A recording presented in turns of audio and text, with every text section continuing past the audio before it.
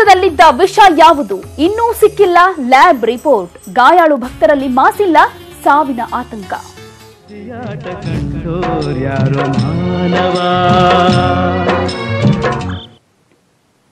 ಮಾರಮ್ಮನ ಪ್ರಸಾದವನ್ನ ಸೇವಿಸಿ ಸಾವು ಪ್ರಕರಣಕ್ಕೆ ಸಂಬಂಧಪಟ್ಟ ಹಾಗೆ ಈ ಘಟನೆಯಾಗಿ 4 ದಿನಗಳು ಕಳೆದ್ರೂ ಇನ್ನೂ ಆತಂಕ ಮಾತ್ರ ತಪ್ಪಿಲ್ಲ. ವಿಷ ಯಾವುದು ಅನ್ನೋದ್ರ ಬಗ್ಗೆ ಇನ್ನೂ ಸರಿಯಾದಂತ ಮಾಹಿತಿ ಸಿಕ್ಕಿಲ್ಲ. 4 ದಿನಗಳು ಕಳೆದ್ರೂ ಕೂಡ ಲ್ಯಾಬ್ ರಿಪೋರ್ಟ್ ಇನ್ನೂ ಬಂದಿಲ್ಲ. 66 ಗಂಟೆಗಳು ಕಳೆದು ಹೋಗಿದೆ, ಆದ್ರೆ ಲ್ಯಾಬ್ ರಿಪೋರ್ಟ್ ಮಾತ್ರ ಇನ್ನೂ ಬಂದಿಲ್ಲ. FSL, CF, RTI ಪರೀಕ್ಷೆಗೆ ಈಗ ಆಹಾರವನ್ನ ಕಳುಹಿಸಲಾಗಿದೆ. ಆದರೆ ಆಹಾರದಲ್ಲಿ ಇದ್ದಂತಹ ವಿಷ ಯಾವುದು ಅನ್ನೋದ್ರ ಬಗ್ಗೆ ಸ್ಪಷ್ಟತೆ ಸಿಗ್ತಾ ಇಲ್ಲ. 66 ಗಂಟೆಗಳು ಕಳೆದ್ರೂ ಲ್ಯಾಬ್ ರಿಪೋರ್ಟ್ ಇನ್ನೂ ಬಂದಿಲ್ಲ. ಇನ್ನು ಇವತ್ತು ಸಂಜೆಯ ಒಳಗಡೆ ವರದಿ ಸಿಗುವಂತ ಸಾಧ್ಯತೆ ಇದೆ.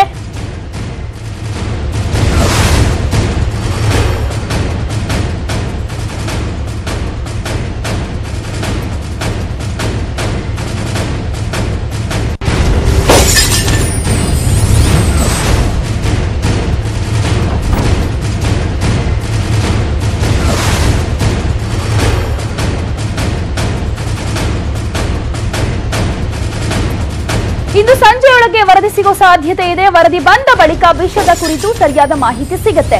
ವಿಷ ಯಾವುದು ಅನ್ನೋದು ಇವತ್ತು ಸಂಜೆ ಒಳಗಡೆ ಬಹಿರಂಗ ಆಗೋ ಸಾಧ್ಯತೆ ಇದೆ. ಯಾಕಂದ್ರೆ 66 ಗಂಟೆಗಳು ಕಳೆದಿದ್ರು ಇನ್ನು FSL ವರದಿ ಏನು ಅನ್ನೋದು ಬಂದಿಲ್ಲ. ಆಹಾರದ ಒಳಗಡೆ ಇದ್ದಂತ ವಿಷ ಯಾವುದು ಅನ್ನೋದ್ರ ಬಗ್ಗೆ ಕೂಡ ಇನ್ನೂ ಸ್ಪಷ್ಟತೆ ಸಿಕ್ಕಿಲ್ಲ.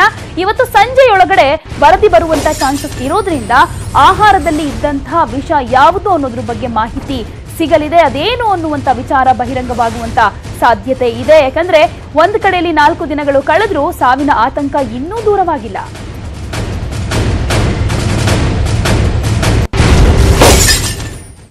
ಮಾರಮ್ಮನ ಪ್ರಸಾದವನ್ನ ಸೇವಿಸಿ ಸಾವು ಪ್ರಕರಣಕ್ಕೆ ಸಂಬಂಧಪಟ್ಟ ಹಾಗೆ ಆರೋಪಿಗಳ ಪರ ವಕಾಲತ್ತು ವಹಿಸದಿರಲು ನಿರ್ಧಾರವನ್ನ ಮಾಡಿಯಾಗಿದೆ. ಚಾಮರಾಜನಗರ ವಕೀಲರ ಸಂಘದಿಂದ ಈ ನಿರ್ಧಾರವನ್ನ ತೆಗೆದುಕೊಳ್ಳಲಾಗಿದೆ. ಆರೋಪಿಗಳ ಪರ ವಕಾಲತ್ತು ವಹಿಸದಿರುವಂತ ತೀರ್ಮಾನಕ್ಕೆ ಬಂದಿದ್ದಾರೆ ಚಾಮರಾಜನಗರ ವಕೀಲರ ಸಂಘದವರು.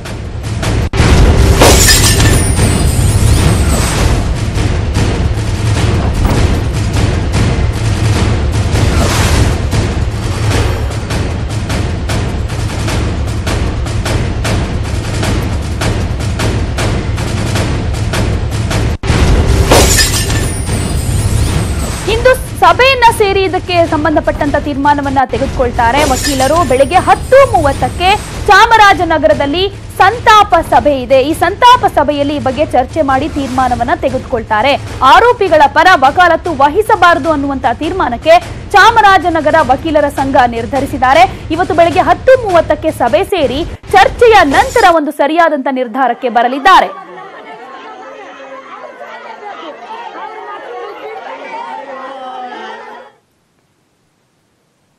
ಇನ್ನು ಸುಳ್ವಾಡಿ ವಿಷಪ್ರಸಾದ ದುರಂತ ಪ್ರಕರಣಕ್ಕೆ ಸಂಬಂಧಪಟ್ಟ ಹಾಗೆ ಈ ಪ್ರಕರಣದಲ್ಲಿ ನನ್ನ ಹೆಸರನ್ನ ಸಿಲುಕಿಸಲಾಗ್ತಾ ಇದೆ, ನನಗೂ ಇದಕ್ಕೂ ಯಾವುದೇ ಸಂಬಂಧ ಇಲ್ಲ ಅಂತ ಕಿರಿಯ ಶ್ರೀಗಳು ಹೇಳಿಕೆಯನ್ನ ಕೊಟ್ಟಿದ್ದಾರೆ. ತಪ್ಪಿತಸ್ಥರು ಯಾರೇ ಆದ್ರೂ ಅವರಿಗೆ ತಕ್ಕ ಶಿಕ್ಷೆ ಆಗಬೇಕು ಅಂತ ಹೇಳ್ತಾ ಇದ್ದಾರೆ. ಈ ಪ್ರಕರಣದಲ್ಲಿ ನನ್ನನ್ನ ಸಿಲುಕಿ ಹಾಕಿಸುವಂತ ಪ್ರಯತ್ನವನ್ನ ಮಾಡಲಾಗ್ತಾ ಇದೆ, ಇದಕ್ಕೂ ನನಗೂ ಯಾವುದೇ ಸಂಬಂಧ ಇಲ್ಲ ಅನ್ನುವಂತ ಹೇಳಿಕೆಯನ್ನ ಕೊಡ್ತಾ ಇದ್ದಾರೆ. ಜೊತೆಗೆ ತಪ್ಪಿತಸ್ಥರು ಯಾರೇ ಆಗಿದ್ರು ಅವರಿಗೆ ತಕ್ಕ ಶಿಕ್ಷೆ ಆಗಬೇಕು ಅಂತ ಸಾಲೂರು ಮಠದ ಕಿರಿಯ ಶ್ರೀಗಳು ಹೇಳಿಕೆಯನ್ನ ಕೊಡ್ತಾ ಇದ್ದಾರೆ.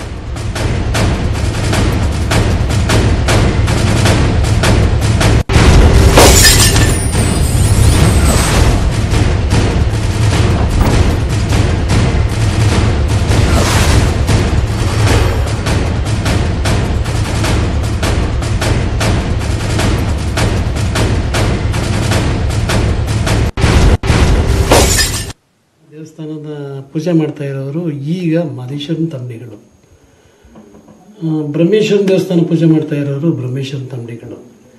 ಇವರಿಬ್ಬರ ಮಧ್ಯೆ ಗಲಾಟೆ ಇದ್ದಿದ್ದಷ್ಟೇ. ಟ್ರಸ್ಟ್ ಬಗ್ಗೆ ಯಾವುದೇ ಟ್ರಸ್ಟ್ ಬೋರ್ಡ್ ಬಗ್ಗೆ ಯಾವುದೇ ಗಲಾಟೆ ಇರಲಿಲ್ಲ. ನಮ್ಮಲ್ಲಿರೋವಂಥದ್ದು ಗಲಾಟೆಗೆ ಅವ್ರಿಗೂ ಇವ್ರಿಗೂ ಗಲಾಟೆ ಇರೋದು ನಮ್ಮ ಪೂಜೆ ಕೊಡಿ ಅನ್ನೋ ವಿಚಾರವಾಗಿ ಅವ್ರಿಗೆ ಗಲಾಟೆ ಇರೋದು. ಇದನ್ನು ತನಿಖೆಯಿಂದನೇ ಅದು ಬಯಲಾಗಬೇಕೇ ಹೊರತು ನಾನು 2 ಬಣಗಳಿಂದ ಆಯಿತು, ಯಾರು ಇಂಥವರಿಂದ ಆಯಿತು ಅಂಥವರಿಂದ ಆಯಿತು ಅಂತ ನೇರವಾಗಿ ಹೇಳೋದು ಯಾರ ಮೇಲೆ ಹೇಳೋಕ್ಕಾಗತ್ತೆ. ಅದನ್ನೆಲ್ಲ ಮಾದಪ್ಪನೇ ನೋಡ್ಕೋಬೇಕು ಅಥವಾ ಮಾರಮ್ಮನೇ ಅದನ್ನು ಪರೀಕ್ಷೆ ಇದು ಮಾಡಬೇಕು. ಕಾನೂನು ರೀತಿ ಏನು ಎಂಕ್ವೈರಿ ಮಾಡಬೇಕು ಈಗ ಆಲ್ರೆಡಿ ಪೊಲೀಸ್ ತನಿಖಾಧಿಕಾರಿಗಳು ಬಂದು ಮಾಡ್ತಾ ಇದ್ದಾರೆ. ನಾವು ಏನು ಸಹಕಾರ ಕೊಡಬೇಕೋ ಅದು ಕೊಡ್ತೀನಿ ಅಂತ ಈಗ ಆಲ್ರೆಡಿ ಅವ್ರಿಗೂ ಹೇಳಿದ್ದೀನಿ.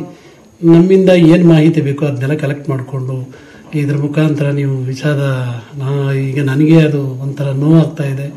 ಇದನ್ನು ಯಾರು ಇದು ಮಾಡಿದ್ದಾರೆ, ಇವರನ್ನ ಈ ತನಿಖೆಯಿಂದನೇ ಹೊರತರಬೇಕು ಅಂಥೇಳಿ ನಿಮಗೆ ನನ್ನಿಂದ ಏನು ಸಹಕಾರ.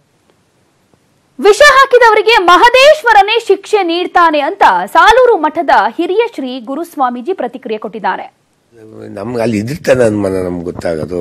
ನಾವು ಯಾವಾಗ ಹೆಂಗ್ ಭಕ್ತರು ಹೋಗ್ತಾರೋ ಭಕ್ತರ ರೀತಿ ನಾವು ಹೋಗ್ತೀವಿ, ದರ್ಶನ ಮಾಡ್ತೀವಿ, ಬರ್ತೀವಿ. ಅಂತೂ ಈ ದುರಂತ ನಡಿಬಾರ್ದಾಗಿತ್ತು. ಯಾಕಂತಂದ್ರೆ ಪಾಪ ಎಷ್ಟೋ ಬಡ ಜನಾಂಗ ಅದನ್ನ ಪ್ರಸಾದ ಅಂತ ಸೇವನೆ ಮಾಡ್ತಕ್ಕಂಥ ಇದು ದೇವ್ರ ಪ್ರಸಾದ ಅಂತೇಳಿ ಬಂದಿರ್ತಾರೆ. ಅಂಥವ್ರಿಗೆ ಈ ಕಿಡಿಗೇಡಿಗಳು ಇಂಥ ಕೆಲಸ ಮಾಡಿದಾಗ ಎಲ್ಲಿ ಅವ್ರಿಗೆ ಅವ್ರು ಕೊಳ್ತ್ಕೊಸತ್ತಾರೋ ಉಳ್ತ್ಕೊಸತ್ತಾರೋ ಆ ಶಿವನಿಗೊಬ್ಬನಿಗೆ ಮಾತ್ರ ಗೊತ್ತಿದೆ ಅವ್ರಿಗೆ ಶಿಕ್ಷೆ. ಈ ವಿಚಾರವಾಗಿ ಮತ್ತಷ್ಟು ಮಾಹಿತಿಯನ್ನ ಕೊಡ್ತಾರೆ ನಮ್ಮ ರಿಪೋರ್ಟರ್ ಪುಟ್ಟಪ್ಪ ಮೈಸೂರಿನಿಂದ ನೇರ ಸಂಪರ್ಕದಲ್ಲಿದ್ದಾರೆ. ಹಾಗೇನೆ ನಮ್ಮ ರಿಪೋರ್ಟರ್ ನಂದೀಶ್ ಚಾಮರಾಜನಗರದಿಂದ ನೇರ ಸಂಪರ್ಕದಲ್ಲಿದ್ದಾರೆ. ಮೊದಲನೇದಾಗಿ ಪುಟ್ಟಪ್ಪ, ಈಗ ವಿಷಾಹಾರವನ್ನ ಸೇವನೆ ಮಾಡಿ ಆಸ್ಪತ್ರೆಯಲ್ಲಿ ಚಿಕಿತ್ಸೆ ಪಡಿತಾ ಇರುವವರ ಆರೋಗ್ಯ ಸ್ಥಿತಿ ಹೇಗಿದೆ? ಜೊತೆಗೆ 4 ದಿನ ಕಳೆದ್ರೂ FSL ರಿಪೋರ್ಟ್ ಬಂದಿಲ್ಲ, ಸಾವಿನ ಆತಂಕ ಇನ್ನೂ ದೂರ ಆಗಿಲ್ಲ. ಇದಕ್ಕೆ ಸಂಬಂಧಪಟ್ಟ ಹಾಗೆ ಏನ್ ಮಾಹಿತಿ ಸಿಗ್ತಾ ಇದೆ? ಎಸ್ ಪ್ರತಿಮಾ, ಏನು ಚಾಮರಾಜನಗರದ ಸುಳ್ವಾಡಿಯಲ್ಲಿ ನಡೆದಿರುವಂತಹ ವಿಷ ಪ್ರಸಾದ ಸೇವನೆ ಪ್ರಕರಣ ವಿಚಾರವಾಗಿ ಇನ್ನು 4 ದಿನಗಳಿಂದಲೂ ಸಹ ಇಲ್ಲಿರುವಂತಹ ಎಲ್ಲ ಅಸ್ವಸ್ಥರಿಗೆ ಚಿಕಿತ್ಸೆಯನ್ನ ಮುಂದುವರಿಸಲಾಗಿದೆ. ಮೈಸೂರಿನಲ್ಲಿರುವಂತಹ ವಿವಿಧ 7 ಆಸ್ಪತ್ರೆಗಳಲ್ಲಿ ಅಸ್ವಸ್ಥರಿಗೆ ಚಿಕಿತ್ಸೆ ಮುಂದುವರೆದಿದ್ದು ಅವರೆಲ್ಲರಿಗೂ ಸಹ ಈಗ ಆತಂಕದಿಂದ ಈಗಲೂ ಸಹ ಕಾಲ ಕಳೀತಾ ಇದ್ದಾರೆ. ಯಾಕಂದ್ರೆ ಹಾಕಿದಂತಹ ವಿಷದ ಪ್ರಮಾಣ ಎಷ್ಟು ಮತ್ತು ಯಾವ ವಿಷವನ್ನ ಹಾಕಿದ್ದಾರೆ ಅನ್ನೋ ಬಗ್ಗೆ ಯಾವುದೇ ರೀತಿಯಾದಂತಹ ಮಾಹಿತಿಗಳು ಸಿಗ್ತಾ ಇಲ್ಲ. ಮೊದಲನೇದಾಗಿ ಇವತ್ತು ಸಹ 8 ಮಂದಿಯ ಸ್ಥಿತಿ ಗಂಭೀರವಾಗಿರೋದು.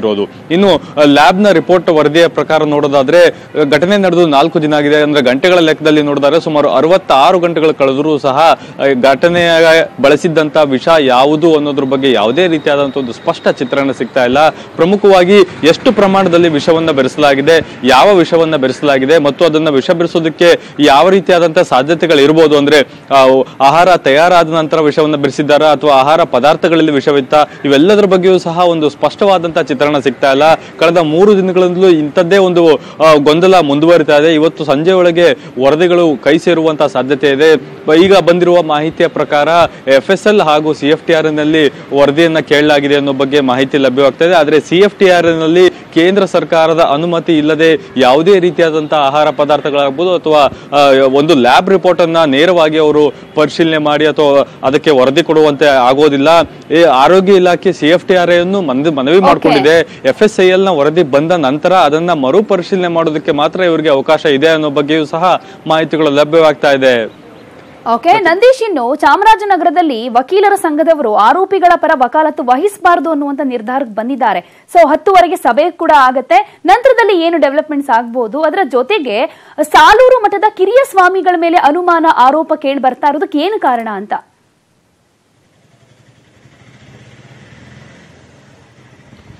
ಪ್ರತಿಮಾ, ಏನಂತಂದ್ರೆ ಈ ಒಂದು ಘಟನೆಗೆ ಸಂಬಂಧಪಟ್ಟಂತೆ 3 ದಿನ ಕಳೆದರೂ ಸಹ ದುಷ್ಕರ್ಮಗಳು ಯಾರೂ ಪತ್ತೆಯಾಗಿಲ್ಲ. ನಿಜವಾದ ದುಷ್ಕರ್ಮಗಳು ಯಾರು ಅನ್ನೋದು ಇನ್ನೂ ಪತ್ತೆಯಾಗಿಲ್ಲ.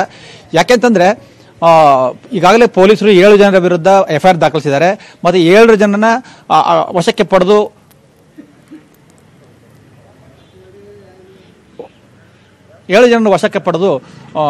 ಅವ್ರನ್ನ ವಿಚಾರಣೆಗೆ ಒಳಪಡಿಸಿದ್ದಾರೆ. ಈ ನಡುವೆ ಕಿರಿಯ ಸ್ವಾಮೀಜಿ ಏನು ಗುಂಡುಪೈ ಮಲೆ ಮಹದೇಶ್ವರ ಬೆಟ್ಟದ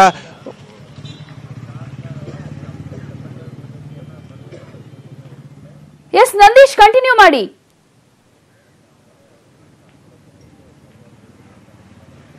ಯಾಕೋ ಬರ್ತಾ ಇದೆ, ಸಂಪರ್ಕ ಸರಿಯಾಗಿ ಸಾಧ್ಯ ಆಗ್ತಾ ಇಲ್ಲ. ಮತ್ತೆ ಮಾಹಿತಿಗಾಗಿ ನಿಮ್ಮನ್ನ ಸಂಪರ್ಕ ಮಾಡ್ತೀವಿ. ಧನ್ಯವಾದ ನಂದೀಶ್, ತಮ್ಮೆಲ್ಲ ಮಾಹಿತಿಗೆ ಧನ್ಯವಾದ ಪುಟ್ಟಪ್ಪ. ಇನ್ನು ಹಾಸನದಲ್ಲಿ ಬಹುದೊಡ್ಡ ಜೀತ ಪದ್ಧತಿಯೊಂದು ಬೆಳಕಿಗೆ ಬಂದಿದೆ. ಹಾಸನ ಜಿಲ್ಲೆ ಅರಸೀಕೆರೆ ತಾಲೂಕಿನ ಸಾವಂತಿಹಳ್ಳಿ ಗ್ರಾಮದಲ್ಲಿ 52 ಮಂದಿಯನ್ನ ಹಾಸನ ಪೊಲೀಸರು ಜೀತ ಮುಕ್ತಗೊಳಿಸಿದ್ದಾರೆ. ಮುರಳಿ ಎಂಬಾತ ಆಟೋ ಚಾಲಕ ನಾಗಣ್ಣ ಅನ್ನೋನ ಸಹಾಯದಿಂದ ಕೂಲಿ ಕೆಲಸ ಕೊಡಿಸೋ ಸೋಗಿನಲ್ಲಿ ಅಮಾಯಕರು ಹಾಗೂ ಭಿಕ್ಷುಕರನ್ನ ಕರೆತಂದು ಜೀತ ಮಾಡಿಸ್ತಾ ಇದ್ರು. ಅಲ್ಲದೆ ಪುಟ್ಟ ಗುಡಿಸಲಿನಲ್ಲಿ ಬಲವಂತವಾಗಿ ಕೂಡಿ ಹಾಕಿದ್ದ ದುರುಳರು ಸಂಬಳ ಕೇಳಿದ್ರೆ ಮನಸ್ಸೋ ಇಚ್ಛೆ ಹಲ್ಲೆ ಮಾಡ್ತಾ ಇದ್ರು. ನಿನ್ನೆ ಕೃಷ್ಣಪ್ಪ ಎಂಬಾತ ತಪ್ಪಿಸಿಕೊಂಡು ಬಂದು ಪೊಲೀಸರಿಗೆ ಮಾಹಿತಿಯನ್ನು ತಿಳಿಸಿದ ಹಿನ್ನೆಲೆಯಲ್ಲಿ ಬೃಹತ್ ಜಾಲ ಬೆಳಕಿಗೆ ಬಂದಿದೆ. ಖುದ್ದು ಎಸ್ಪಿ ಪ್ರಕಾಶ್ ಗೌಡರೇ ದಾಳಿ ನಡೆಸಿ 4 ಮಕ್ಕಳು ಸೇರಿದಂತೆ 52 ಮಂದಿಯನ್ನ ರಕ್ಷಣೆ ಮಾಡಿದ್ದು, ತಲೆ ಮರೆಸಿಕೊಂಡಿರೋ ಪ್ರಮುಖ ಆರೋಪಿ ಮುರಳಿ ಹಾಗೂ ತೋಟದ ಮಾಲೀಕ ಕೃಷ್ಣೇಗೌಡ ಅನ್ನೋರಿಗೆ ಬಲೆ ಬೀಸಿದ್ದಾರೆ.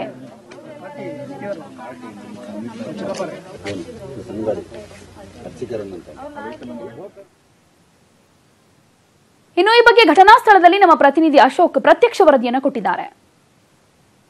ಅತಿ ದೊಡ್ಡ ಜೀತದಾಳು ಪದ್ಧತಿಯನ್ನ ಹಾಸನ ಜಿಲ್ಲಾ ಪೊಲೀಸ್ ವರಿಷ್ಠಾಧಿಕಾರಿ ಡಾಕ್ಟರ್ ಪ್ರಕಾಶ್ ಗೌಡರ ನೇತೃತ್ವದಲ್ಲಿ ದಾಳಿಯನ್ನ ಮಾಡಿ ಜೀತರ ಮುಕ್ತರನ್ನಾಗಿ ಸುಮಾರು 52 ಮಂದಿಯನ್ನ ರಕ್ಷಣೆಯನ್ನ ಮಾಡಿದ್ದಾರೆ. ಹಾಸನ ಜಿಲ್ಲೆ ಅರಸೀಕೆರೆ ತಾಲೂಕಿನ ಸಾವಂತಹಳ್ಳಿಯಲ್ಲಿ ಈ ಸುಮಾರು 52 ಜನ ಮಂದಿಯನ್ನ ನಿರುದ್ಯೋಗಿಗಳು ಮತ್ತು ಭಿಕ್ಷುಕರನ್ನ ರೈಲ್ವೆ ಸ್ಟೇಷನ್ ಮತ್ತು ಇಡೀ ರಾಜ್ಯದ ವಿವಿಧ ಜಿಲ್ಲೆಗಳಲ್ಲಿ ಬಸ್ ಸ್ಟ್ಯಾಂಡ್ಗಳಲ್ಲಿ ಇದ್ದಂತಹವರನ್ನ ಕರೆತಂದು ನಿಮಗೆ ಕೆಲಸವನ್ನು ಕೊಡ್ತೀವಿ ಅಂತ ಯಾಮಾರಿಸಿ ಇಲ್ಲಿ ಕೂಡಿ ಹಾಕಿದ್ರು. ಜೊತೆಗೆ ಇವರು ಈ ರಾಜ್ಯದ ಸುಮಾರು 52 ಮಂದಿಯ ಪೈಕಿ 4 ಮಂದಿ ಆಂಧ್ರದವರಿದ್ದಾರೆ. ಆಂಧ್ರದವರು ಮತ್ತು ಕರ್ನಾಟಕ ರಾಜ್ಯದವರು ಒಟ್ಟಾರೆಯಾಗಿ 52 ಮಂದಿಯನ್ನ ಜೀತದಾಳುಗಳನ್ನಾಗಿ ಇಲ್ಲಿ ಇರಿಸಿದ್ದಾರೆ. ಸರ್ಕಲ್ ಇನ್ಸ್ಪೆಕ್ಟರ್ಗಳು ಮತ್ತು ಓರ್ವ ಡಿವೈಎಸ್ಪಿ ನೇತೃತ್ವದಲ್ಲಿ ದಾಳಿಯನ್ನ ಮಾಡಿದ್ದಾರೆ. ದಾಳಿಯನ್ನು ಮಾಡಿ ಸುಮಾರು 52 ಮಂದಿಯನ್ನು ಕೂಡ ರಕ್ಷಣೆಯನ್ನ ಮಾಡಿ ಆ ಮುರಳಿ ಪ್ರಮುಖ ಆರೋಪಿ ಮುರಳಿ ಏನಿದೆ ಮುರಳಿಯನ್ನ ವಶಕ್ಕೆ ಪಡೆದು ವಿಚಾರಣೆಯನ್ನ ನಡೆಸಿದ್ದಾರೆ. ಇಲ್ಲಿ ಸುಮಾರು 3 ವರ್ಷದಿಂದ ಹಿಡಿದು 65 ವರ್ಷದವರೆಗಿನ ವಯೋವೃದ್ಧರು ಮತ್ತು ಮಹಿಳೆಯರನ್ನ ರಕ್ಷಣೆಯನ್ನ ಮಾಡಿ ಪೊಲೀಸರು ಈಗ ಆ ಆರೋಪಿಯನ್ನ ವಶಕ್ಕೆ ಪಡೆದು ವಿಚಾರಣೆಯನ್ನ ಮಾಡ್ತಿದ್ದಾರೆ. ಮತ್ತೆ ಇದರ ಜೊತೆಗೆ ಯಾರ್ಯಾರು ಕೈ ಜೋಡಿಸಿದ್ರು ಮತ್ತೆ ಇಲ್ಲಿ ಯಾರ್ಯಾರು ಇಲ್ಲಿ ಈ ಪ್ರಕರಣದಲ್ಲಿ ಭಾಗಿಯಾಗಿದ್ದಾರೆ ಅನ್ನುವಂಥದ್ದನ್ನ ತನಿಖೆಯನ್ನು ಕೂಡ ಪೊಲೀಸರು ಮುಂದುವರಿಸಿದ್ದಾರೆ. ಒಟ್ಟಾರೆಯಾಗಿ ಸ್ವಾತಂತ್ರ್ಯ ಬಂದು ಇಷ್ಟು ವರ್ಷ ಆದರೂ ಕೂಡ ಹಾಸನದಲ್ಲಿ ಜೀತ ಪದ್ಧತಿ ಇರುವುದಕ್ಕೆ ಇದೊಂದು ಘಟನೆ ಪ್ರಮುಖವಾದಂತಹ ಉದಾಹರಣೆಯಾಗಿದೆ. ಕ್ಯಾಮರಾ ಪರ್ಸನ್ ಅಂಬಿಕಾ ಪ್ರಸಾದ್ ಜೊತೆ ಅಶೋಕ್, ನ್ಯೂಸ್ 18 ಕನ್ನಡ, ಹಾಸನ. ಸಾಮಾನ್ಯವಾಗಿ ಒಂದು 3 ವರ್ಷದ ಮಗುವಿಂದ ಹಿಡಿದು ಒಂದು 8 ವರ್ಷದ ಒಂದು ಹುಡುಗಿ ಇದ್ದಾಳೆ. 4 ಜನ ಮಕ್ಕಳಿದ್ದಾರೆ ಒಟ್ಟು. ಮತ್ತೆ 17 ಜನ ಮಹಿಳೆಯರಿದ್ದಾರೆ. ಉಳಿದಂತವರು ಪುರುಷರಿದ್ದಾರೆ. ಆಂಧ್ರದಿಂದ, ರಾಯಚೂರಿಂದ, ದಾವಣಗೆರೆ, ತಿಪ್ಟೂರು ಮತ್ತೆ ಹಾಸನ್ನವರು ಕೂಡ ಒಬ್ಬರಿದ್ದಾರೆ. ಎಲ್ಲಿ ಬಡ ವರ್ಗ ಇರ್ತಾರೆ ಕೂಲಿ ಕಾರ್ಮಿಕರು ಅಂತವ್ರನ್ನ ಸಿಕ್ತಂತ ಸಂದರ್ಭದಲ್ಲಿ ಅವ್ರನ್ನ ಒಬ್ರು ಆಟೋ ಡ್ರೈವರ್ ಕರ್ಕೊಂಡು ಬಂದು ಇಲ್ಲಿ ಬಿಡ್ತಾ ಇದ್ರು ಅಂತೇಳಿ ಕಂಡು ಬಂದಿದೆ. ಈ ತರದಲ್ಲಿ ಬೇರೆ ಬೇರೆ ಭಾಗಗಳಿಂದ ಏನು ಕೂಲಿ ಹುಡ್ಕೊಂಡು ಬರ್ತಾರೆ ಅಂತ ಜನಗಳನ್ನ ತಂದು ಇಲ್ಲಿ ಬಲವಂತವಾಗಿ ಅವ್ರನ್ನ ಕೂಡಾಕಿ ಅವರಿಂದ ತೋಟದಲ್ಲಿ ಮತ್ತೆ ಗದ್ದೆಗಳಲ್ಲಿ ಕೆಲಸ ಕಾರ್ಯಗಳನ್ನ ಮಾಡಿಸ್ತಾ ಇರುವಂತದ್ದು, ಮತ್ತೆ ಶುಂಠಿ ಬೆಳೆ ನಿರ್ವಹಣೆಗೆ ಮತ್ತೆ ಕಳೆ ಕೀಳೋದಿಕ್ಕೆ ಮತ್ತೆ ಅದನ್ನ ನಾಟಿ ಹಾಕ್ಸೋದಿಕ್ಕೆ. ಮುರುಗೇಶ್ ನಿರಾಣಿ ಮಾಲೀಕತ್ವದ ಡಿಸ್ಟಿಲರಿ ಕಾರ್ಖಾನೆಯಲ್ಲಿ ಸ್ಫೋಟ ಸಂಭವಿಸಿ 4 ಸಾವನ್ನಪ್ಪಿದ್ದಾರೆ. ಬಾಗಲಕೋಟೆ ಜಿಲ್ಲೆಯ ಮುಧೋಳದಲ್ಲಿ ಈ ಘಟನೆ ಸಂಭವಿಸಿದೆ. ರಾತ್ರಿ ಇಡೀ ಕಟ್ಟಡದ ಅವಶೇಷಗಳ ತೆರವು ಕಾರ್ಯಾಚರಣೆ ನಡೆದಿದೆ. ಸ್ಥಳದಲ್ಲಿ ಅಗ್ನಿಶಾಮಕ ದಳದ ಸಿಬ್ಬಂದಿ, ಪೊಲೀಸ್ ಆರೋಗ್ಯ ಇಲಾಖೆ ಸಿಬ್ಬಂದಿ ಮೊಕ್ಕಾಂ ಹೂಡಿದ್ದಾರೆ. ಇನ್ನು ಸ್ಫೋಟದಿಂದ ಮೃತಪಟ್ಟ ಕಾರ್ಮಿಕರಿಗೆ ಸರ್ಕಾರ ಪರಿಹಾರ ನೀಡಬೇಕು ಅನ್ನುವಂತೆ ಆಗ್ರಹಿಸಿ ಸಂಬಂಧಿಕರು ಪ್ರತಿಭಟನೆ ಮಾಡಿದ್ರು. ಸರ್ಕಾರ ಪರಿಹಾರ ನೀಡುವಲ್ಲಿಯೂ ತಾರತಮ್ಯ ಮಾಡ್ತಾ ಇದೆ ಅಂತ ಮೃತರ ಸಂಬಂಧಿಕರು ಆರೋಪ ಮಾಡಿದ್ರು. ಶಾಸಕ ಗೋವಿಂದ ಕಾರಜೋಳ ಭರವಸೆ ಕೊಟ್ಟ ಮೇಲೆ ಆಸ್ಪತ್ರೆಯಿಂದ ಶವಗಳನ್ನ ಸಂಬಂಧಿಕರು ತೆಗೆದುಕೊಂಡು ಹೋದ್ರು. ತಾಳ್ಮೆ ಮೀರ್ತಂದ್ರೆ ಅದು ಏನಕ್ಕಂತಕ್ಕಂಥದ್ದು ಇಲ್ಲಿವರೆಗೆ ಎಲ್ಲರಿಗೂ ಗೊತ್ತಿದ್ದ ವಿಷಯ ಇತ್ತು. ಅದಕ್ಕೆ ದಯವಿಟ್ಟು ಒಂದು ಪೊಲೀಸ್ ಇಲಾಖೆ ಜಾಗೃತ ಆಗ್ಬೇಕು. ದಯವಿಟ್ಟು ಅರ್ಥ ಮಾಡ್ಕೋಬೇಕು. ಜಿಲ್ಲಾಧಿಕಾರಿನ ಕರೆಸ್ಬೇಕಿಲ್ಲಿಗೆ, ಜಿಲ್ಲಾಧಿಕಾರಿನ ಕರೆಸಿ ಈ ಚೆನ್ನೈನ ರೇಲಾ ಆಸ್ಪತ್ರೆಯಲ್ಲಿ ಚಿಕಿತ್ಸೆ ಪಡಿತಾ ಇರೋ ಸಿದ್ದಗಂಗಾ ಶ್ರೀಗಳ ಆರೋಗ್ಯ ಕ್ಷೇಮವಾಗಿದೆ. ಸ್ಪೆಷಲ್ ವಾರ್ಡ್ನಲ್ಲಿ ಮತ್ತೆ ಸೋಂಕು ತಗುಲೋ ಸಾಧ್ಯತೆ ಇರೋದ್ರಿಂದ ಐಸಿಯುನಲ್ಲೇ ಇರಿಸಿ ಟ್ರೀಟ್ಮೆಂಟ್ ಕೊಡಲಾಗ್ತಾ ಇದೆ. ಐಸಿಯುನಲ್ಲೇ ಇಷ್ಟಲಿಂಗ ಪೂಜೆಗೆ ಅವಕಾಶ ಕಲ್ಪಿಸಲಾಗಿದೆ. ಶ್ರೀಗಳು ದ್ರವ ಆಹಾರ ಹಾಗೂ ಇಡ್ಲಿ, ಹಣ್ಣಿನಂತಹ ಮೆದು ಆಹಾರ ಸೇವನೆ ಮಾಡುತ್ತಿದ್ದಾರೆ. ಬುಧವಾರ ಶ್ರೀಗಳನ್ನ ಡಿಸ್ಚಾರ್ಜ್ ಮಾಡೋ ಸಾಧ್ಯತೆ ಇದೆ ಅಂತ ಮಠದ ಮೂಲಗಳಿಂದ ಮಾಹಿತಿ ಸಿಕ್ಕಿದೆ. ಇನ್ನು ನಿನ್ನೆಯಷ್ಟೇ ಶಾಸಕ ವೀರಭದ್ರಯ್ಯ ಹಾಗೂ ಕನಕಪುರದ ದೇಗುಲ ಮಠದ ಶ್ರೀಗಳ ದರ್ಶನ ಪಡೆದು ಆರೋಗ್ಯ ವಿಚಾರಿಸಿದರು.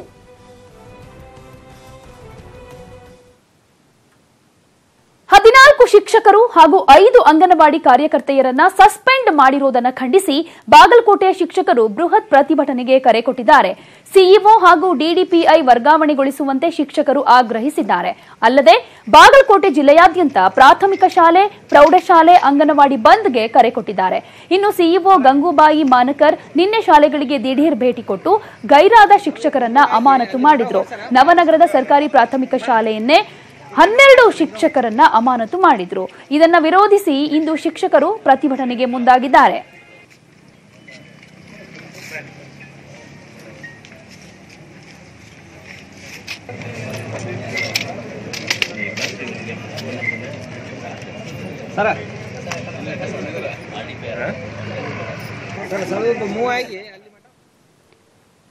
ಕೆಸಿ ವ್ಯಾಲಿ ಯೋಜನೆಯ ಗೋಳು ನಿಲ್ತಾನೇ ಇಲ್ಲ. ಫಿಲ್ಟರ್ ಮಾಡಿ ಬಿಟ್ಟಿದ್ದೀವಿ ಅಂತ ಹೇಳಿದ್ರು ನಂಬೋದಕ್ಕಾಗ್ತಾ ಇಲ್ಲ. ಯಾಕಂದ್ರೆ ಫಿಲ್ಟರ್ ಆಗಿ ಬಂದ ನೀರು ಕೂಡ ಜಮೀನು ನಾಲೆಗಳಲ್ಲಿ ಪಾಚಿ ಕಟ್ತಾ ಇದೆ. ಇದು ಜನರಲ್ಲಿ ಆತಂಕ ಮೂಡಿಸಿದೆ.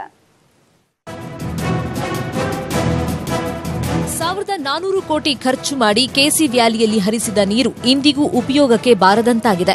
ಲಕ್ಷ್ಮೀ ಸಾಗರ ಕೆರೆಗೆ ಗುಣಮಟ್ಟದ ನೀರು ಹರಿಸ್ತೀವಿ ಅಂದೋರು ಕಾಲುವೆ ರಿಪೇರಿ ಮಾಡಿಲ್ಲ. ಪರಿಣಾಮ ಕಾಲುವೆಯಲ್ಲಿ ಹರಿದು ಬರೋ ನೀರು ಕೂಡ ಕೊಳಚೆ ನೀರಿನಂತೆ ಇದೆ. ಆ ನೀರು ಹೊಲಗಳಿಗೆ ಹರಿದು ಬೆಳೆ ನಾಶವಾಗ್ತಾ ಇದೆ. ನರಸಾಪುರ ಕೆರೆ ನೀರು ಕೃತಕ ಕಾಲುವೆ ಮೂಲಕ ದೊಡ್ಡವಲ್ಲಭಿ ಕೆರೆಗೆ ಹರಿತಾ ಇದೆ.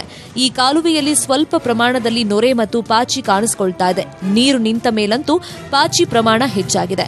ಪಾಚಿ ಮತ್ತು ನೊರೆಯಿಂದ ಕಾಲುವೆ ತುಂಬಿರೋ ದೃಶ್ಯಗಳನ್ನು ರೈತರು ಸೆರೆ ಹಿಡಿದಿದ್ದಾರೆ.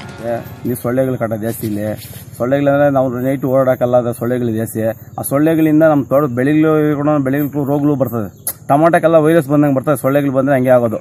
ನೀರು ಕ್ಲೀನಾಗಿ ಮಾಡಿಬಿಟ್ರೆ ತೊಂದರೆ ಇಲ್ಲ. ನೀರು ಕ್ಲೀನಾಗಿ ಮಾಡ್ತಾರಲ್ಲ, ಹಂಗೆ ಬಿಡಂಗ ಫಿಲ್ಟರ್ ಏನೋ ಮಾಡ್ತಾರಲ್ಲ, ಹಂಗೆ ಬಿಡ್ತಾರೆ, ತೊಂದರೆ ಆಗ್ತದೆ. ಫುಲ್ ಪಾಚಿ ಕಟ್ಟಿದೆ ನೀರು ಕ್ಲೀನಾಗಿ ಕಾಲೆಲ್ಲ ಕ್ಲೀನಾಗಿ ಮಾಡಿಬಿಟ್ಟು ಸೊರೋಗುತ್ತೋ. ಕ್ಲೀನಾಗಿ ಮಾಡಿಬಿಟ್ಟಿಲ್ಲ, ಹಂಗೆ ಬಿಡ್ತಾ ಇದ್ದಾರೆ ನೋಡಿ. ಫುಲ್ ಪಾಚಿ ಕಟ್ಟಿದೆ.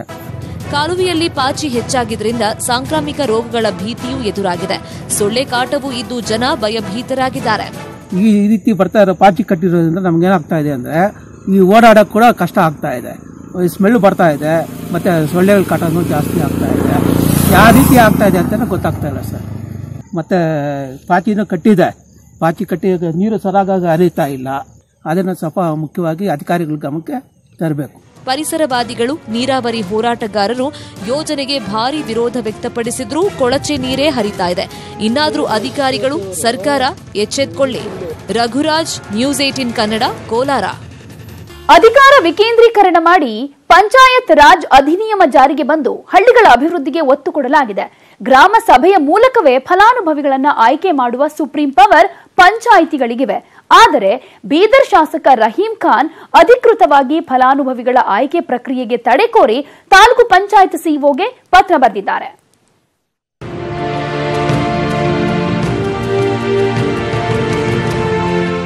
ಬೀದರ್ ತಾಲೂಕಿನ ಅಷ್ಟೂರು ಗ್ರಾಮ ಪಂಚಾಯಿತಿ ವ್ಯಾಪ್ತಿಯ ಗುಮ್ಮಾ ಗ್ರಾಮದಲ್ಲಿ ಬಸವ ವಸತಿ ಯೋಜನೆಯಡಿ 40 ಜನ ಫಲಾನುಭವಿಗಳಿಗೆ ಮನೆಗಳು ಮಂಜೂರಾಗಿವೆ. ಆದರೆ ಫಲಾನುಭವಿಗಳ ಆಯ್ಕೆ ಸರಿಯಾಗಿಲ್ಲ. ಮನೆ ಮಂಜೂರಾಗಿರೋದನ್ನ ತಡೆ ಹಿಡಿಯಿರಿ ಅಂತ ತಾಲೂಕು ಪಂಚಾಯಿತಿ ಇಒಗೆ ಶಾಸಕ ರಹೀಂ ಖಾನ್ ಪತ್ರ ಬರೆದಿದ್ದಾರೆ. ಆದರೆ ಕಳೆದ ಚುನಾವಣೆಯಲ್ಲಿ ರಹೀಂ ಖಾನ್ ವಿರುದ್ಧವಾಗಿ ಪ್ರಚಾರ ಮಾಡಿದ್ದಾರೆ ಎಂಬ ಕಾರಣಕ್ಕೆ ಕೆಲವರಿಗೆ ಮನೆ ಹಂಚಿಕೆ ತಡೆಯುವಂತೆ ಶಾಸಕರು ರಾಜಕೀಯ ಮಾಡ್ತಿದ್ದಾರೆ ಎಂಬ ಆರೋಪ ಕೇಳಿಬಂದಿದೆ. ಒಬ್ರಿಗೂ ಮೂಗರಿಗೆ ಮನೆಗೆ ಕಡೆಗೆ ಆಗ್ಬಿಡಲ್ ಹೊಂಟಾನ. ಒಟ್ಟು ನಿಮಗೆ ಮನೆನೇ ಮಾಡ್ಬಿಡಲ್, ನಿಮ್ಮ ಜಾಗದಾಗ ಬೇರೆ ಮಾಡ್ತೀವಲ್ಲ ತನಕ ಕಡೆ ಮಾಡ್ಬಿಟ್ಟಾನ. ಮಳೆಗಾಲದಾಗ ಬೋತು ಇರೋತು ಹಂಗೆ ಬೀಳತ್ತು ಅಂತ ಪಾಠಶಾಲೆ ನೋಡಿದೆವು. ಅದ್ರ 4 ಮಂದಿ ಸುಮ್ಮನೆ ಬಂಕಿ ನೋಡಿ ಜಾಗ ಇಲ್ಲ. 4 ಮಂದಿ ಇದ್ದೇವು. ಇಬ್ಬರಿಗೆ ಹೊರಗೆ ಹೋಗ್ಯಾರಿ ಜಾಗ ಸಾಲಾಗ್ಯದಂತ. ಮನೆ ಊರಾಗಿನ ಮಂದಿ ಮಾಡಿದ್ರೆ ಮಾಡ್ಬಿಡಲ್ ಹೊಂಟಾನ. ಬೇರೆಯವ್ರಿಗೆ ಮಾಡ್ತಾ ಕಡೆಗೆ ನೀವು ಮಾಡಲ್ಲೇವು ಅಂಬ ಮಾತಾಡ್ತಾನೆ ನೋಡ್ರಿ. ನಿಂಬರ್ ಆಗ್ಯಾರ ಮತ್ತು ನೋಡ್ರಿ ಫೋಟೋ ಇಸ್ಕೊಂಡೋಗ್ಯಾರ ಆಲ್ರೆಡಿ, ಮತ್ತು ವಾಪಸ್ ಮಾಡಿಕ್ಯಾರ. ಆದರೆ ನಿಜವಾದ ಫಲಾನುಭವಿಗಳನ್ನ ಆಯ್ಕೆ ಮಾಡಿಲ್ಲ, ಅದಕ್ಕೆ ಹೊಸ ಪಟ್ಟಿ ಮಾಡಿ ಅಂತ ಪತ್ರ ಬರೆದಿದ್ದೇನೆ ಅನ್ನೋದು ಶಾಸಕರ ಸಮಜಾಯಿಷಿ. ಯಾರಿಗೆ ಮನೆ ಇಲ್ಲ ಅವರಿಗೆ ಮನೆ ಕೊಡ್ರಿ, ಡಬಲ್ ಟಿಬಲ್ ಬೇಡ, ಇನ್ನೂ ಒಂದ್ಸಲ ವೆರಿಫಿಕೇಶನ್ ಕರೆಕ್ಟ್ ಮಾಡಿ ಅಂತ ನಾನು ಹೇಳಿದ್ದೇನೆ. ನಮ್ಮದೇ ಉದ್ದೇಶ ಏನಿದೆ ಅಂದರೆ ಬಡವರಿಗೆ ಸಿಗ್ಬೇಕು, ಯಾರಿಗೆ ಸಿಕ್ಕಿಲ್ಲ ಅವರಿಗೆ ಸಿಗ್ಬೇಕಂತ ಉದ್ದೇಶ ಇದೆ. ಅಥವಾ ಯಾರಿಗೆ ಇವ್ರಿಗೆ ಕೊಡ್ರಿ ಅವ್ರಿಗೆ ಕೊಡ್ರಿ ಅಂತ ನಾವು ಗ್ರಾಮ ಸಭಾನೇ ಹೋಗಿಲ್ಲ. ಮತ್ತು ಬೇರೆಯವರು ಸುಮ್ಮನೆ ಅಲ್ಲಿ ವಿಲೇಜಸ್ನಲ್ಲಿ ಸ್ವಲ್ಪ ಸಿಕ್ಕಿಲ್ಲ ಅಂದರೂ ಏನೇನೋ ಆರೋಪ ಮಾಡಿಬಿಡ್ತಾರೆ. ಅದ್ರ ಸಲಾಗಿ ಏನೋ ಆಗಿದೆ, ಅದು ಇಮಿಡಿಯೇಟ್ ನಾನು ಸರಿಯಾಗಿ ಗ್ರಾಮ ಸಭಾ ಮಾಡಿ ಕೊಡಬೇಕಂತ ನಾನು ಆಲ್ರೆಡಿ ಹೇಳಿದ್ದೀನಿ. ಒಟ್ನಲ್ಲಿ ನಿಜವಾದ ಫಲಾನುಭವಿಗಳನ್ನ ಆಯ್ಕೆ ಮಾಡಲಾಗಿದೆಯೋ ಅಥವಾ ಶಾಸಕರೇ ರಾಜಕೀಯ ಮಾಡ್ತಿದ್ದಾರೋ ಅನ್ನೋದನ್ನ ಅಧಿಕಾರಿಗಳೇ ಪತ್ತೆ ಮಾಡಬೇಕಿದೆ. ಕರಬಸಪ್ಪ, ನ್ಯೂಸ್ 18 ಕನ್ನಡ, ಬೀದರ್. ಆ ಅಜ್ಜಿಗೆ ಬರೋಬ್ಬರಿ 65 ವರ್ಷ ವಯಸ್ಸು. 60 ವರ್ಷದವರೆಗೂ ಸರ್ಕಾರಿ ನೌಕರಿ ಮಾಡಿ ನಿವೃತ್ತಿಯಾದ್ರೂ ಸಾಧಿಸುವ ಹಂಬಲ ಮಾತ್ರ ಇನ್ನೂ ಗೊತ್ತಿಲ್ಲ. ಅದರಲ್ಲೂ ವಿದ್ಯಾರ್ಥಿಗಳಂತೆ ಓದಿ ರ್ಯಾಂಕ್ ಪಡೆಯೋ ಹಂಬಲ ಅಂದ್ರೆ ನೀವು ನಾವೆಲ್ಲ ಆಶ್ಚರ್ಯ ಪಡಲೇಬೇಕು. ಇಳಿ ವಯಸ್ಸಲ್ಲೂ ಎಕ್ಸಾಮ್ ಬರೆದು ರ್ಯಾಂಕ್ ಪಡೆದಿದ್ದಾರೆ ಈ ಇಂಟೆಲಿಜೆಂಟ್ ಅಜ್ಜಿ. ಕಲಿಕೆಗೆ ವಯಸ್ಸಿನ ಮಿತಿ ಇಲ್ಲ. ಜೀವನೋತ್ಸಾಹ ಇದ್ರೆ ಇಳಿ ವಯಸ್ಸಲ್ಲೂ ಸಾಧನೆ ಮಾಡಬಹುದು. ಊರ್ ಹೋಗು ಅಂತಿದೆ, ಕಾಡ್ ಬಾ ಅಂತಿದೆ ಅನ್ನೋ ಏಜಲ್ಲೂ ಏನ್ ಬೇಕಾದ್ರೂ ಸಾಧಿಸಬಹುದು ಅನ್ನೋದಕ್ಕೆ ಈ ಅಜ್ಜಿನೇ ಜೀವಂತ ಸಾಕ್ಷಿ. ಚಿಕ್ಕಮಗಳೂರಿನ 65 ವಯಸ್ಸಿನ ಪಂಕಜ ಅಜ್ಜಿ ಇವತ್ತಿಗೂ ಯುವ ಪಡೆಯು ನಾಚಿಕೊಳ್ಳುವಂತಹ ಸಾಧನೆ ಮಾಡಿದ್ದಾರೆ. ಮದುವೆಯಾದ ನಂತರ ತನ್ನ 28ನೇ ವಯಸ್ಸಿನಲ್ಲಿ ಪತಿಯನ್ನ ಕಳ್ಕೊಂಡ ಪಂಕಜ ಅವರು ಅರಣ್ಯ ಇಲಾಖೆಯಲ್ಲಿ ಗುಮಾಸ್ತರಾಗಿ ಕಾರ್ಯನಿರ್ವಹಿಸಿ ನಿವೃತ್ತರಾಗಿದ್ದಾರೆ. ನಿವೃತ್ತಿ ನಂತರ ರೆಸ್ಟ್ ತಗೊಳ್ಳದ ಅಜ್ಜಿ ಹಿಂದಿ ಕಲಿಯೋ ಹಂಬಲ ತೋರಿಸಿದ್ರು. ಹಿಂದಿ ಕಲಿತ ಬಳಿಕ ದಕ್ಷಿಣ ಭಾರತ ಹಿಂದಿ ಪ್ರಚಾರ ಸಭಾ ನಡೆಸಿದ ಪ್ರವೇಶ ಪರೀಕ್ಷೆಯಲ್ಲಿ 83 ಅಂಕ ಗಳಿಸಿ ರಾಷ್ಟ್ರ ಮಟ್ಟದಲ್ಲಿ 2ನೇ ರ್ಯಾಂಕ್ ಪಡೆದು ಎಲ್ಲರೂ ನಿಬ್ಬೆರಗಾಗುವಂತೆ ಮಾಡಿದ್ದಾರೆ. ಈ ಸೆಕೆಂಡ್ ರ್ಯಾಂಕ್ ಬಂದಿದ್ದೀನಲ್ಲ ನ್ಯಾಷನಲ್ ಲೆವೆಲ್, ಭಾಳ ಖುಷಿ ಕೊಟ್ಟಿದೆ ಸರ್. ನಿಜವಾಗ್ಲೂ ನಮ್ಮ ಪ್ರತಿಯೊಬ್ಬರು ಕಷ್ಟಪಡಿ, ತಕ್ಷಣ ನೀವು ಪ್ರತಿಫಲ ಬಯಸಬೇಡಿ. ನಿಧಾನಕ್ಕಾಗಲಿ ನಿಮಗೆ ನೀವು ಪಟ್ಟ ಕಷ್ಟಕ್ಕೆ ಖಂಡಿತ ಪ್ರತಿಫಲ ಸಿಕ್ಕೇ ಸಿಗುತ್ತೆ. ನೀವು ಯಾವುದು ಆಗಲ್ಲ ಅಂತ ಕೈಕಟ್ಟಿ ಕೂರಬೇಡಿ. ಅಜ್ಜಿಗೆ ಓದಿನ ಆಸಕ್ತಿ ಜೊತೆಗೆ ಜೀವನವನ್ನು ಸಾಕಷ್ಟು ಆಸಕ್ತಿಯಿಂದಲೇ ಅನುಭವಿಸ್ತಾ ಇದ್ದಾರೆ. ಬೆಳಗ್ಗೆ 4 ಗಂಟೆಗೆ ಏಳೋ ಪಂಕಜ ಅವರು ಜಿಮ್ನಲ್ಲಿ 2 ಗಂಟೆ ವರ್ಕೌಟ್ ಮಾಡ್ತಾರೆ. ಹಲವು ಸಂಘಟನಾ ಕಾರ್ಯದಲ್ಲೂ ತೊಡಗಿದ್ದಾರೆ. ಇವರ ಜೀವನೋತ್ಸಾಹವನ್ನ ಎಲ್ಲರೂ ಮೆಚ್ಚುತ್ತಾರೆ. ಯಾರಲ್ಲಿ ಆತ್ಮವಿಶ್ವಾಸ, ಆಶಾವಾದ ಮತ್ತು ಏನಾದರೂ ಸಾಧಿಸುವಂತಹ ಛಲ ಇರುತ್ತೆ ಅಂತಂದಾಗ ಅಲ್ಲಿ ವಯಸ್ಸು ಅಂತಕ್ಕಂತಹದ್ದು ಮುಖ್ಯ ಆಗೋದಿಲ್ಲ. 65ರ ಇಳಿ ವಯಸ್ಸಿನಲ್ಲಿ ಅವರು ಅನೇಕ ವಿಭಿನ್ನವಾಗಿರ್ತಕ್ಕಂತಹ ಚಟುವಟಿಕೆಗಳಲ್ಲಿ ಭಾಗವಹಿಸ್ತಾ ಇದ್ದಾರೆ ಅಂತಂದರೆ ಯುವಕರಿಗೆ ಅದು ಸ್ಫೂರ್ತಿಯ ಸೆಲೆ. ನಮ್ಮ ರಾಕೇಶ್ ಹಿಂದಿ ಪ್ರಚಾರ ಸಮಿತಿಗೆ ಒಂದು ಹೆಮ್ಮೆಯ ವಯೋವೃದ್ಧ ವಿದ್ಯಾರ್ಥಿನಿ ಅಂತ ಹೇಳೋದಕ್ಕೂ ಸಹ ನನಗೆ ಸಂತೋಷ ಆಗುತ್ತೆ. ಯುವಕರೇ ಓದೋ ಹವ್ಯಾಸ ಬಿಟ್ಟು ಸಾಧನೆಯ ಹಾದಿ ತುಳಿಯಲು ಹರಸಾಹಸ ಪಡ್ತಾ ಇರುವಾಗ ಈ ಅಜ್ಜಿ ಅದೆಷ್ಟೋ ಯುವಕರಿಗೆ ಮಾದರಿಯಾಗಿದ್ದಾರೆ. ಕ್ಯಾಮರಾಮನ್ ಲಕ್ಷ್ಮಣ್ ಜೊತೆ ವೀರೇಶ್ ಜಿ ಹೊಸೂರ್, ನ್ಯೂಸ್ 18 ಕನ್ನಡ, ಚಿಕ್ಕಮಗಳೂರು. ಇದಿಷ್ಟು ಇವತ್ತಿನ ಕನ್ನಡ ನಾಡಿಯಲ್ಲಿನ ಪ್ರಮುಖ ಸುದ್ದಿ. ಈಗ ಭಾರತ ದೇಶವನ್ನ ಕಾಪಾಡಲಿದ್ದಾಳೆ ಆ ಶಕ್ತಿ ಮಾತೆ. ಈ ಬಗ್ಗೆ ದೈವ ಮಾತೆ ಎಂಬ ವಿಶೇಷ ಕಾರ್ಯಕ್ರಮ ಪ್ರಸಾರವಾಗುತ್ತೆ. ನೋಡ್ತಾ ಇರಿ ನ್ಯೂಸ್ 18 ಕನ್ನಡ. ಜಾಲ ನಮ್ಮದು, ಬಲ ನಿಮ್ಮದು.